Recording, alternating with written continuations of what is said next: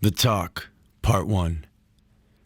It's mid-November and that's way too early for the talk, which is a soliloquy I usually say for the long, wet, cold road between January and March. But after seeing that one middle school within a morning's drive of us just went distance learning due to fights and student behaviors, and because our bathrooms are still suffering from antiquated internet trends, I felt now was as good a time as any to dust off my favorite monologue no matter how premature it may seem.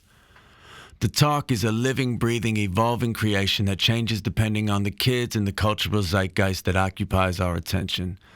Some years it's 10 minutes long, some years it's 50. When spoken perfectly, the current iteration of the Talk goes as follows. I started here in the 2011-2012 school year, and it wasn't a fun place to be.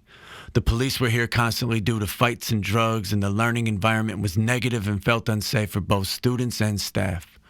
We've worked really hard these last 11 years as a community to change that same learning environment to be one where students feel welcome, celebrated, and cared for.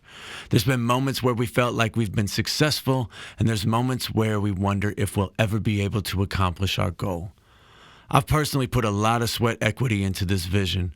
For 8 years, I've been running and editing our news program. We've held school-wide reading challenges. We've organized dances in a basketball league. We've had paper airplane contests and Uno tournaments and 1,000 other things.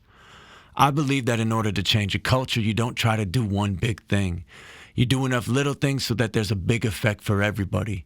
You try to create at minimum one way for everybody to feel like they belong so that at the very least they can say, this place doesn't totally suck.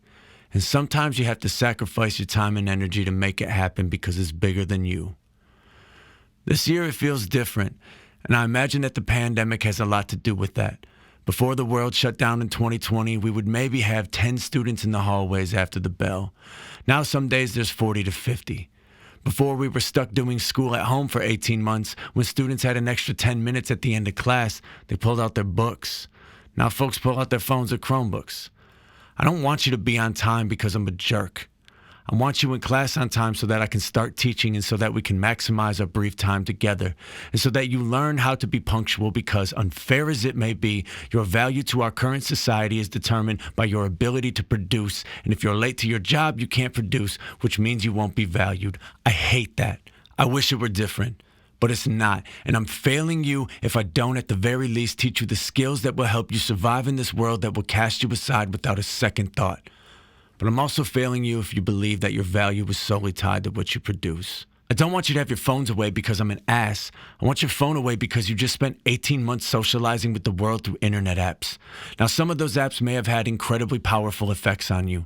Maybe your philosophies have been radicalized and become more revolutionary. Maybe you feel more comfortable with your identity. Maybe you've realized who you love. That is all great and beautiful, and you can continue to do that. But you've got to do it at the crib because we've got some catching up to do when it comes to face-to-face, in-person relationships. Some of the things I've heard this year are the meanest things I've heard anyone say to anybody else.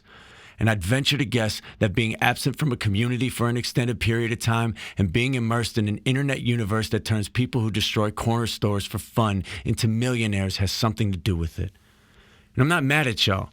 No matter how late you are or how often the phone is out or how much you yell at me and say that I'm stupid when I ask you to stop playing video games while I'm teaching. And that's because I know two things to be true. As 11, 12, 13, and 14-year-olds, you are all dumb and scared. Now, before you start protesting, let me say I was dumb and scared until I was 28. And you're not just dumb and scared. You are also compassionate and inquisitive and funny and a whole list of other positive qualities. But your inexperience in this life shows. I mean, you don't know how to do ninth grade math. You haven't written a 5-page essay before. A lot of you can't copy and paste a hyperlink. Some of you have maybe 9 or 10 years of memories to pull from when you're responding to a situation. You've never paid a bill. You haven't had your heart broken by a significant other multiple times. So when a kid tells me to F off, I know it's because they haven't learned the vocabulary to be able to properly express their feelings and needs.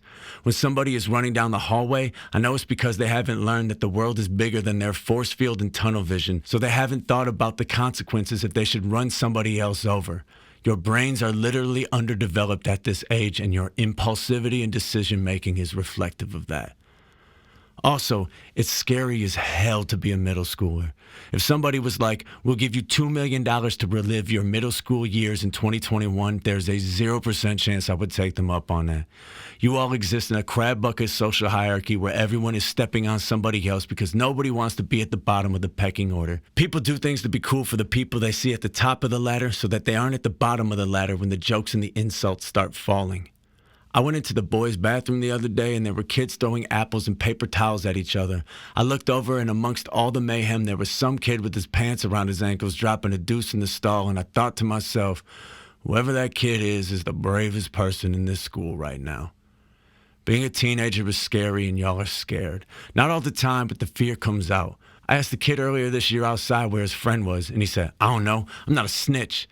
And I was like, well, his mom's here and looking for him. So if you see him around, tell him his mom wants to talk to him. That's the fear of getting in trouble and a fear of betraying a friend, and deep down probably a fear of what would happen if that friend stopped trusting you and wanted to stop being friends. The kids in this building who are in relationships, who walk down the hallways completely entangled, are experiencing juvenile love. And part of juvenile love is being terrified of what the other person will do if you should let go. I know that I may sound like a Jedi when I say this, but that fear can also breed anger, which can lead to hatred, which leads to arguments and fights, which lead to a school culture a lot like the one I've been trying to avoid since 2011. I find my compassion and patience and my love for the students I teach because I know that you're too dumb to know better, or too inexperienced to know consequences, or too scared to stand up, or too overwhelmed to think straight, or too apathetic to find something in this rat race that you'll cherish unconditionally. And that's fine because I'm at times all those things still at 36. But it's my job to make you less dumb. It's my job to create an environment where you don't feel too scared to be yourself. And it's my job to help you find some joy or passion worth holding on to. I cannot do that if you're late to my class, or you got your head in your phone, or are out here being disrespectful to each other. You cannot grow if you do not allow each other the space to do so. So I'm asking you, get to your classes on time. Put your phones away and give your undivided attention to the people tasked with helping you understand this confusing mess of a place. And if all that don't work as an explanation, then you're just going to have to get it together because I said so.